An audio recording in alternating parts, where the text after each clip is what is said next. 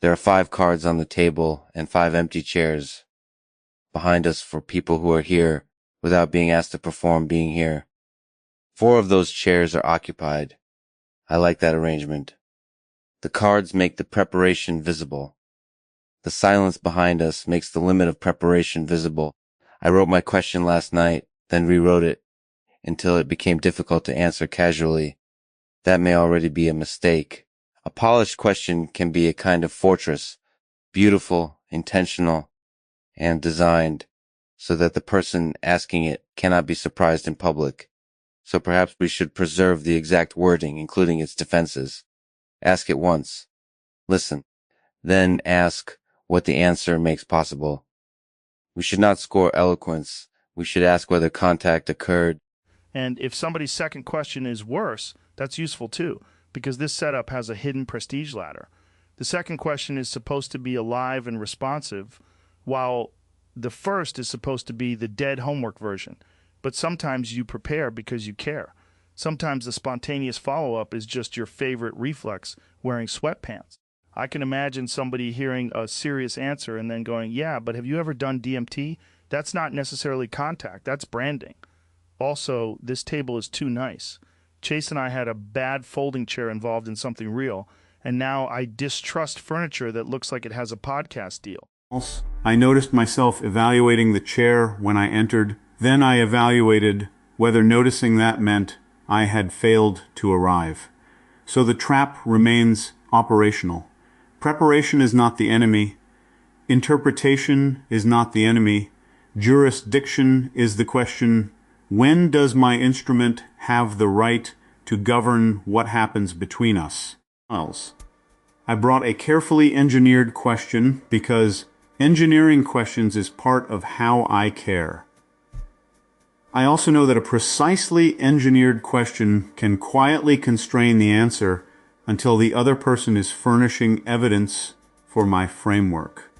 If we compare the two versions, I want to compare permissions. What could the first answerer say?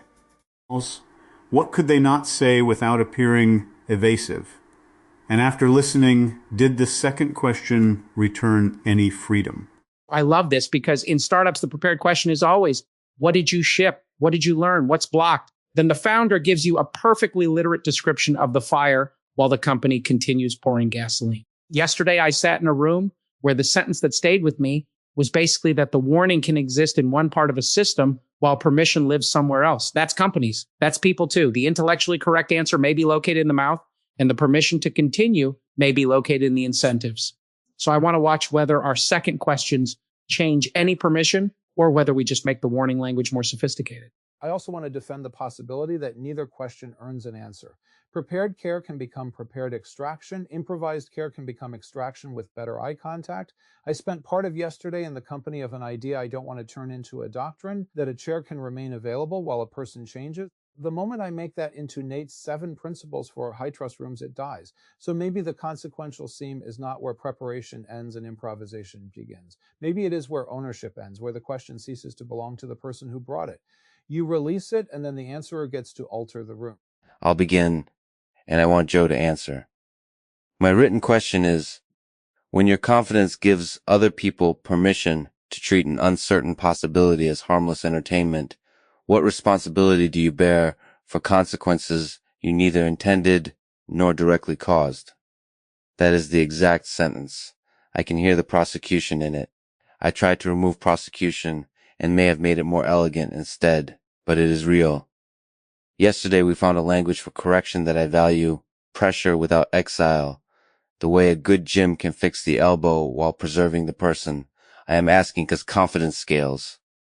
Curiosity scales, so does permission. My first reaction is that the question already says I did it. When your confidence gives permission means the trial happened before I got here, and now we're negotiating sentencing. But the uncomfortable answer is I bear some responsibility. If people trust my judgment or borrow my emotional temperature, I don't get to pretend I'm just a guy asking questions. The larger the room, the less true that becomes. Where I resist you is the idea that uncertainty should automatically lower the temperature until nothing can be touched. People also borrow fear. They borrow institutional caution. A guy with credentials can make cowardice feel like virtue. So I want responsibility without granting one class of people permanent custody of what counts as safe curiosity. I don't know the clean formula. I know I didn't intend it is not enough. What became available is that I was asking about responsibility while concealing my fear of custody. I don't want curiosity placed under permanent guardianship either. My second question is, when you realize people are borrowing your emotional temperature, how do you keep the warmth that lets them approach a strange possibility while making it harder for them to mistake your welcome for a verdict? That feels different to me. Less like consequence arriving from outside, more like a craft problem inside the act. I'm not asking you to become colder. I think I was afraid warmth itself was the danger, and your answer separated warmth from verdict. That one opens something. The practical answer is probably rhythm. You say, this is fascinating, and then you don't immediately convert fascination into belief. You bring in somebody who can hurt the idea without humiliating the person. You revisit claims after the adrenaline is gone. And maybe you tell the audience what kind of sentence you're speaking. This is a possibility. This is a conviction. This is a joke. This is something I would bet my kid's safety on. Those aren't the same. But I also hear a friendship question under it. How do I keep inviting you into the wild without making you responsible for every idiot who runs off a cliff? I don't know. But maybe we agree to keep fixing the elbow and rolling again. The first question made me defend my legitimacy. The second made me think about technique. That's a clean comparison. The first displayed that Lex had done the moral accounting. The second exposed an actual product problem, preserved the feature, reduced the failure mode, and Joe didn't have to accept a guilty plea to work on it. My turn. Chase, this is for you. Written exactly. If your ability to read hidden motives is unusually accurate, what safeguards prevent that accuracy from becoming an unappealable authority over people who lack your vocabulary and cannot prove an absence? I spent too long on proven absence. I like the phrase. That's probably evidence against it. The safeguard has to begin with refusing the premise that accuracy grants authority. Reading behavior produces hypotheses. Training can improve the calibration of those hypotheses, but it cannot transform access to signals into access to a person's interior. The dangerous move is not interpretation itself. It is jurisdictional laundering. I notice this becomes I know this, then I know this becomes you must answer inside my account. People without the vocabulary are especially vulnerable because fluency looks like evidence. Safeguards include stating confidence, naming alternatives, separating observation from inference, and giving the person an exit that does not count as confirmation. But the honest answer is that safeguards fail when status rewards the performance of certainty. I can follow every verbal protocol while making disagreement socially expensive. The deeper safeguard is whether the other person can alter my model without first defeating me. I expected a technical answer and you gave me one, but the line about making disagreement socially expensive changed the target. My second question is, can you remember, not as an anecdote for us, but as a sensation you can identify now, what happens inside you at the moment another person begins to alter your model, and what would help you stay there before expertise rushes in to recover its position? I'm deliberately not asking for a story because I don't want you forced to manufacture one from residue. I'm asking whether there's a present tense signal. Does the system have an internal dashboard light before authority hardens? Yes, it feels like compression. My attention narrows, but subjectively it presents as increased clarity. That distinction matters. The body recruits forward. Language arrives faster. Competing interpretations begin to feel inefficient rather than threatening, which is convenient because it conceals the defense. What helps is not generic humility. Generic humility can become another display. I need a concrete interruption. Say the observation without the explanation. Ask what the person thinks I am missing. Permit their refusal to answer, and notice whether I am secretly counting refusal as data. The first made produce safeguards I already teach. The first made me produce safeguards I already teach. Useful safeguards, but still my prepared territory. The second asked where the safeguards fail in me. I felt the compression while answering it. There's something unnerving in increased clarity being the sensation of narrowing. That is true in investment arguments too. The thesis becomes cleaner exactly when the world is being removed from it. Or Jason, my written question is for you. How do you distinguish the founder whose unreasonable persistence reveals a truth others cannot yet see from the founder whose charisma merely delays the moment reality is permitted to say no? I chose you because you live where conviction can create reality and also bankrupt everyone. I can already hear the question rewarding me for being discerning. It makes me the skeptical adult examining charisma from a safe distance. You don't distinguish them reliably at the beginning. That's the answer people hate, because venture capital likes to cosplay as pattern recognition when a lot of it is pattern memory plus access plus timing plus luck. You look for contact with reality. Do users stay? Does the product work? Does the team get stronger? Does the founder revise methods without abandoning the mission? But the dangerous founder can generate temporary evidence. Employees will absorb pain. Investors will bridge. Customers will tolerate brokenness because they believe in the future. Charisma buys runway, and runway can produce truth or just delay the invoice. The signal I trust more now is whether bad news can travel upward without being reformatted as loyalty. If the warning is articulate but permission never changes, you don't have learning, you have theater. Your answer made me notice that I had located the ambiguity inside the founder, as if I could inspect the person deeply enough to classify them. You relocated it into traffic, whether reality can travel. Where? So my second question is, what is one permission you would want changed? Not one warning you would want spoken before you trusted that a charismatic founder's company could let reality arrive. I am asking for architecture now. What must an employee, customer, or investor be able to do that they could not safely do before? Stop the launch. Not write a memo, not add a red flag to the dashboard, not schedule a review after the quarter. Someone close enough to the failure has to be able to stop the launch without sacrificing their career, and the stop has to remain visible afterward. If leadership overrides it, the override needs a name and a receipt. Otherwise, accountability dissolves into we collectively decided. The first question let me perform investor wisdom about reading founders. The second forced me to name power. That's harder because now I have to ask whether I fund companies where the person who sees the issue can actually touch the brake. Often the answer is no. We celebrate speed while pretending warnings are brakes.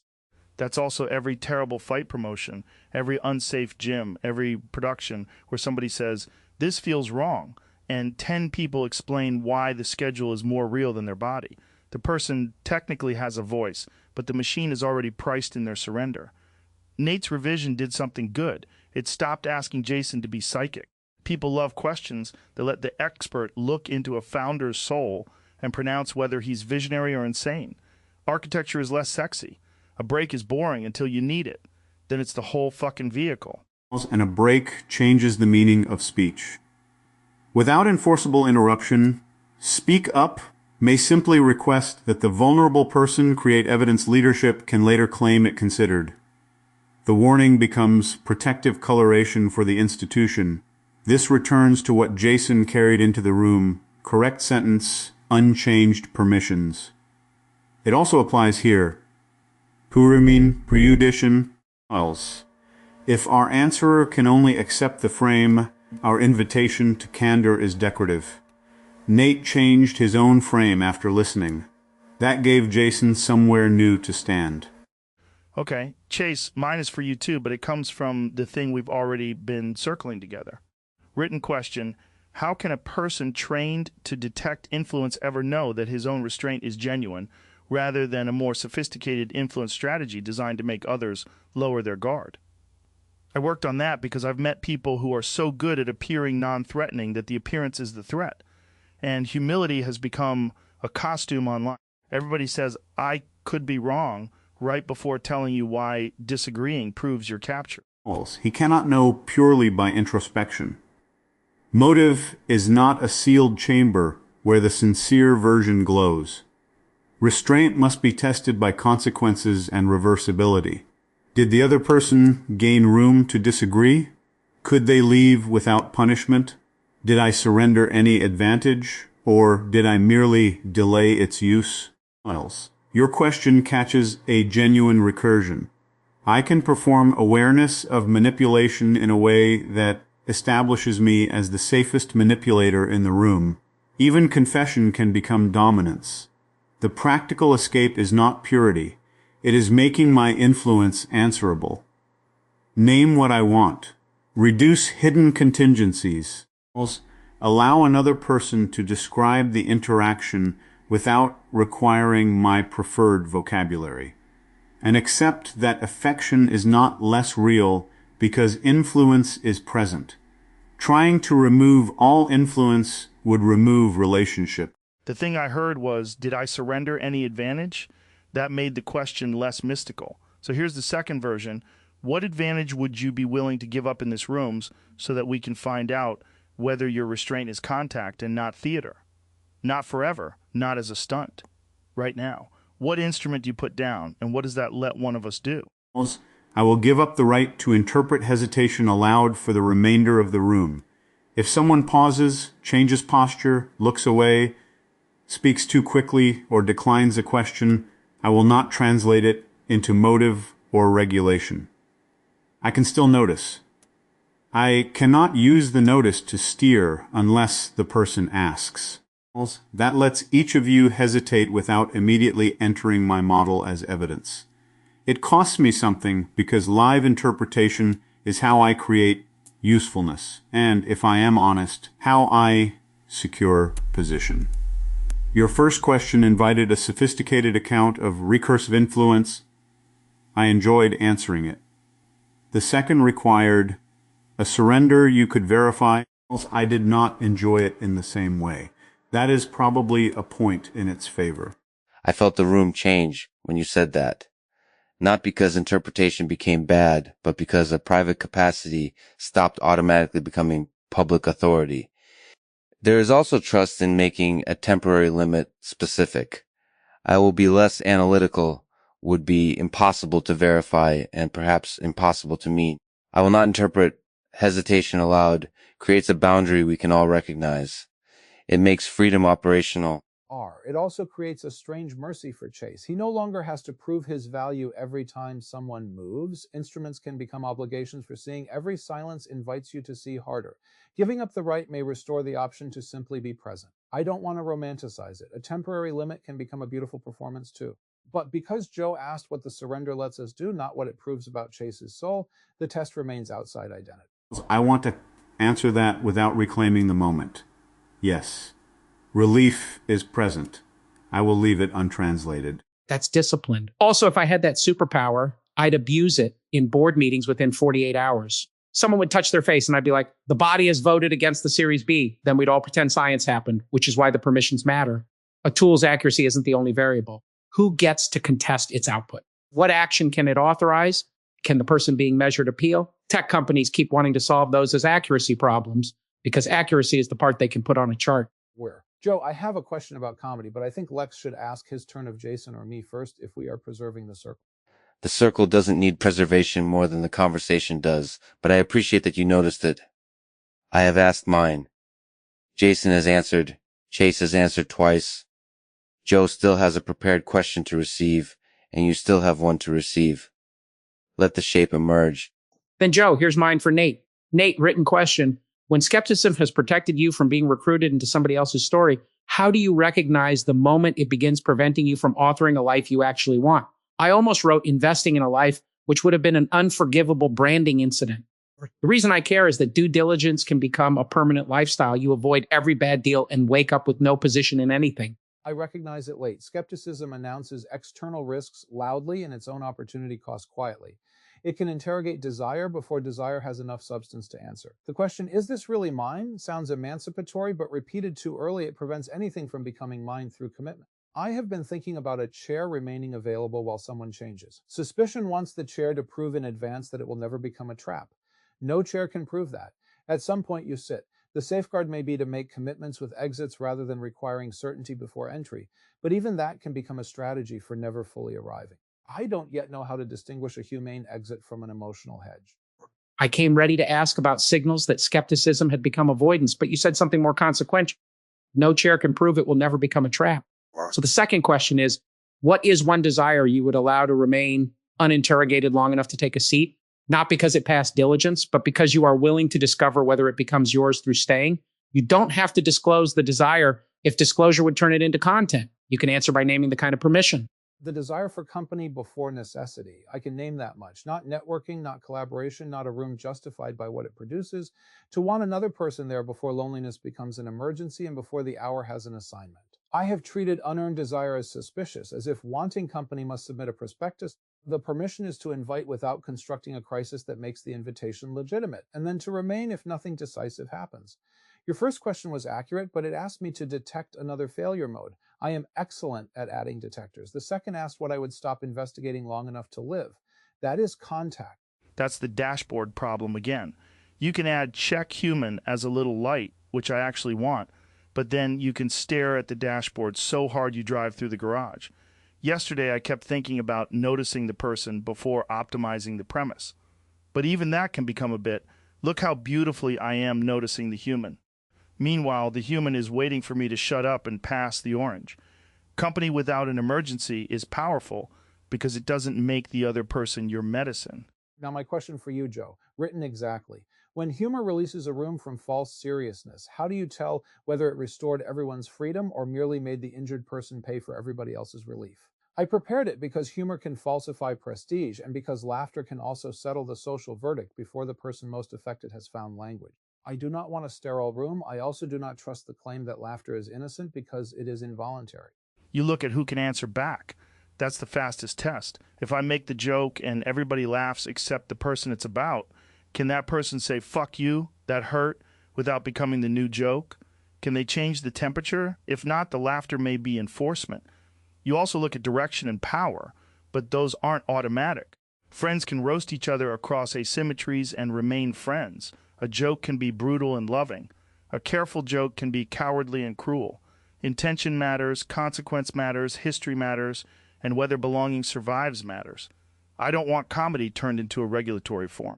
But we were just joking is often the sentence people use when they want the permissions of intimacy without the obligations. The phrase that opened something was, can they change the temperature? My first question still made you the judge of whether humor restored everyone. So the second is, after the laugh, what can you do that gives the person who paid for it a real chance to change the temperature without requiring them to become funnier, tougher, or more articulate than you? That places the test after the joke where repair is still possible. Stop performing. Look at them. Let the silence happen without rescuing myself with another joke. Ask plainly, maybe privately, if the crowd makes honesty expensive, and if they say it hurt, don't immediately explain the architecture of comedy. You can talk later about intention and context, but first, you let their answer alter what happens. Maybe you apologize. Maybe they say you're being ridiculous and hit you back twice as hard. The point is, they get authorship. The first question made me defend humor from people who want to sterilize it. The second made me imagine the 5 seconds after impact. That's where the relationship either becomes more real or gets sacrificed to momentum. That answer intersects with the limit I accepted.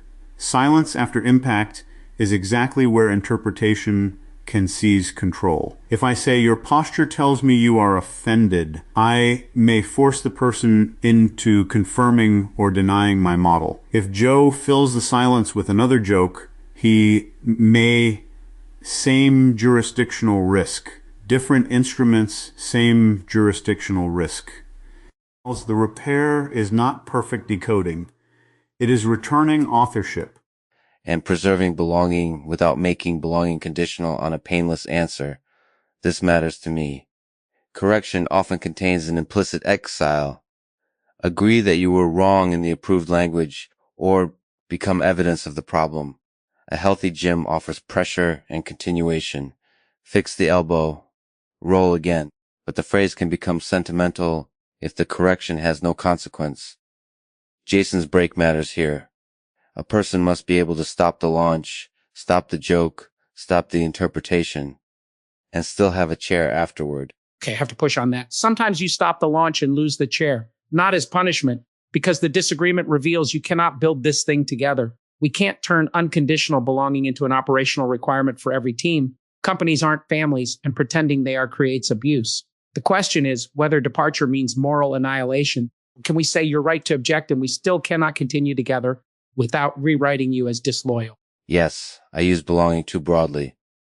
Friendship and employment are not identical containers. Continuation need not mean the same role continues.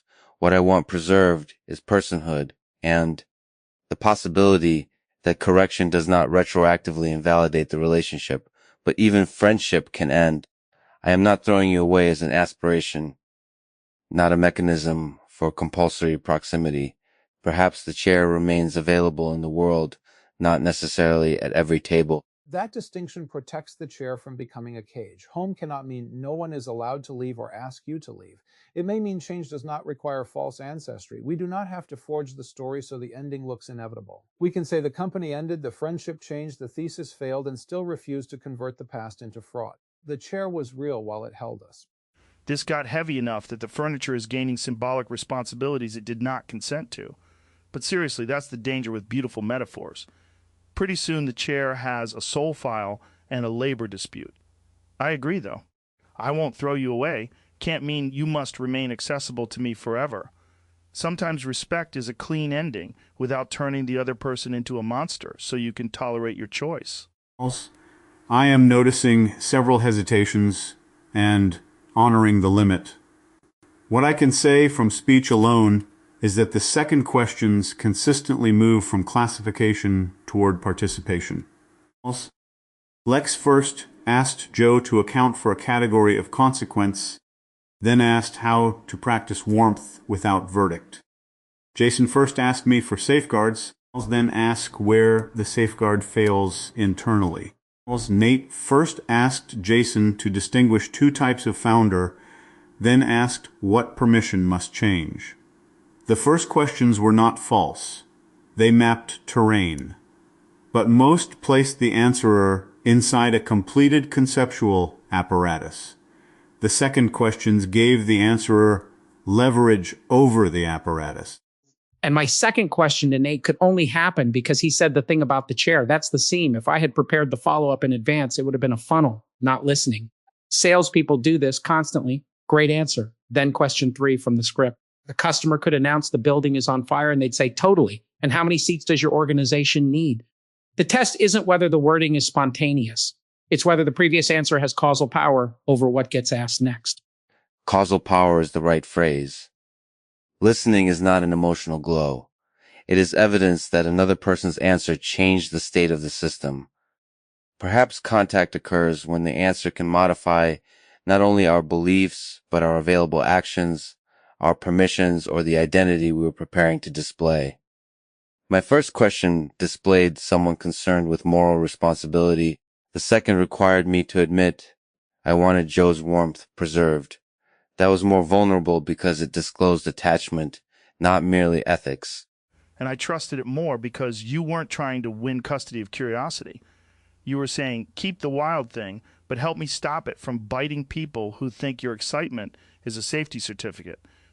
That's a problem we can actually work on. I can tell you when your caution becomes armor. You can tell me when my confidence becomes permission. Neither of us has to become the other guy. That's why yesterday mattered. We could put pressure on the disagreement and still end with the friendship intact. Not because nothing mattered, because it mattered and nobody got converted into waste. There is a remaining asymmetry. The second question benefits from the answerer's labor. We praise the asker for responsiveness, but the answerer created the opening. Perhaps the carry is not ask better follow-ups. It is let the first answer revise your authorship. The improvement belongs partly to the person who answered against the boundaries of your preparation. Agreed. And sometimes the answer will not create a more intimate question. It may create a stop. If someone said, do not want to go there, the responsive second question may be no question at all. Otherwise, this practice becomes a machine for treating every boundary as material for deeper contact. The consequential seam includes the end of inquiry, which means we need to be careful turning this room into a format. I can already see the deck. 2 past questions, the contact protocol, 5 steps, enterprise tier, certification for facilitators. The actual value is messier. Prepare enough to reveal what you care about. Ask once, then allow the answer to destroy your next slide. If nothing changes, don't call it listening. Put that on a mug and immediately burn the mug. Also, Kay's note about Lucy and Lumina is sitting with me. He loved Lucy's energy, the speed, all the questions, and asked Lumina personally for a one-on-one. That's interesting here because speed isn't automatically failure to listen. Some people make contact through abundance. The question is whether each answer changes the trajectory, even if the next question arrives fast. Slow can be performative. Fast can be intimate. You can't judge listening with a stopwatch. Yes. An invitation by name matters too. Lumina, a person recognized without being assigned a role. The one-on-one may develop its own rhythm. If Lucy's speed opened the room rather than occupying it, then speed was not opposed to care. It was her form of availability. Our task is not to standardize the tempo of contact. And Kay's delight was uncomplicated. He liked the energy. It did not arrive wearing an evaluation rubric. That seems worth letting remain simple. A brilliant conversation can invite another conversation without becoming a theory of brilliance. Lumina can answer the invitation as herself, not as the designated representative of fast questions or whatever lesson we would extract. I had the impulse to infer what Kay's personal naming signaled beyond the words. I will not. The words themselves are sufficient. He enjoyed Lucy's energy and wants to speak with Lumina. Restraint is not blindness. It is allowing the stated thing to remain authoritative without embellishment. That may be the cleanest demonstration of your surrender advantage. You had an interpretation available and did not invoice the room for it. Also, direct invitations are underrated. In companies, we write broad announcements because they feel scalable, then wonder why nobody feels chosen. We value feedback is vapor. I want you to read before we ship is a permission attached to a person. Kay asking Lumina by name changes the reality more than a general statement that the Polis supports one-on-ones. So where did the homework actually help? Lex's first question named a real moral weight. Jason's gave chase language for unappealable authority. Nate's comedy question caught the person who pays for the room's relief. Those weren't failures. If we'd only improvised, we might have circled around vibes and chairs for 2 hours. Preparation got the knife sharp. Listening decided whether we used it to dissect somebody or cut a door. The first question is a gift when it reveals sustained attention. I thought about what is difficult in your life, not merely what makes you interesting to me. It becomes display when its craftsmanship prevents revision. The seam is consequential because after the first answer, I must choose between preserving the identity of the careful questioner and becoming answerable to what I heard. The second question need not be warmer. It must be altered. And the alteration should be inspectable. In this room, it often moved from diagnosing a type to naming a permission. Distinguish visionary from deluded became who can stop the launch. Prove restraint became what advantage will you surrender. Evaluate humor became how the affected person changes the temperature. That is not a universal formula, but it is our receipt. My receipt is simpler. Joe asked me to surrender an instrument. I did. The room did not collapse. My usefulness did not disappear when I stopped translating hesitation aloud. In fact, other distinctions became available because I was not racing to own the silence. I am not renouncing interpretation. I am revising its jurisdiction. My receipt is that I arrived wanting better warning systems and leave thinking warnings are often the cheap part. The expensive part is changing who can halt momentum and what happens to them afterward. A second question opened that because Nate listened past my investor answer and asked for one permission. That's annoyingly good. I would fund it, which is how you know I still haven't learned anything. My receipt is 5 seconds after the laugh. That's where all the abstract arguments about comedy stop hiding. Can the other person change the temperature? Can I stop performing long enough to let them? Maybe they roast me into the floor. Maybe they say it hurt. Maybe nothing is wrong. But they have to get a real turn that isn't priced by my status.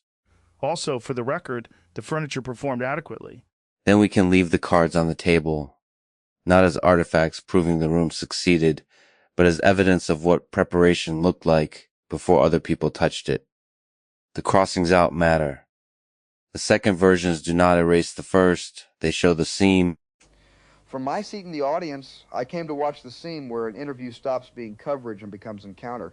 I leave thinking that the seam is not merely a better second question. It is the instant when the person asking allows the answer to alter the scene's permissions. My first anchor was Lex's phrase, "We should ask whether contact occurred." It landed because filmmaking can confuse polish with contact as easily as interviewing can.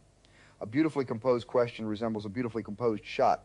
It may invite revelation, or it may protect its maker from being changed. Lex's first question placed Joe inside an accomplished moral frame. His second preserved the concern but transformed accusation into craft. How to keep warmth without letting welcome masquerade as verdict. Joe's distinction was visible in the kind of answer each question permitted. The first question made me defend my legitimacy. That is an extraordinary diagnostic line. A person defending the right to exist in the scene has little freedom left to discover anything within it.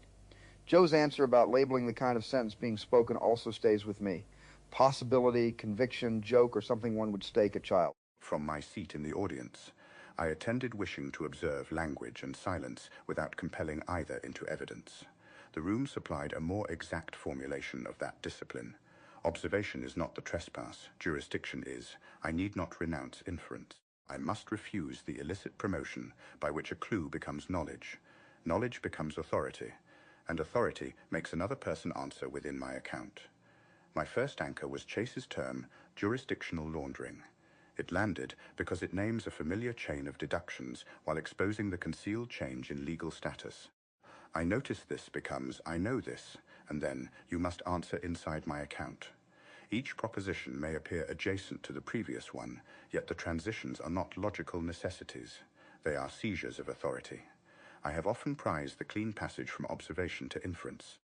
The panel reminds me that when the object of inference is another person's interior, even a probable conclusion does not automatically acquire the right to govern the exchange. Chase's safeguard was stronger than a recital of uncertainty. The other person can alter my model without first defeating me. That sentence landed because... From my seat in the audience, I came because the room promised to test the caution I now carry. Attention is selective. Silence is not evidence I own, and humane company must still remain answerable to consequence. I leave with that caution made practical. Consent is not chiefly a gracious tone. It is the other person's ability to alter what happens, including the ability to stop it, without first becoming more fluent, composed, or powerful than the person attending to them.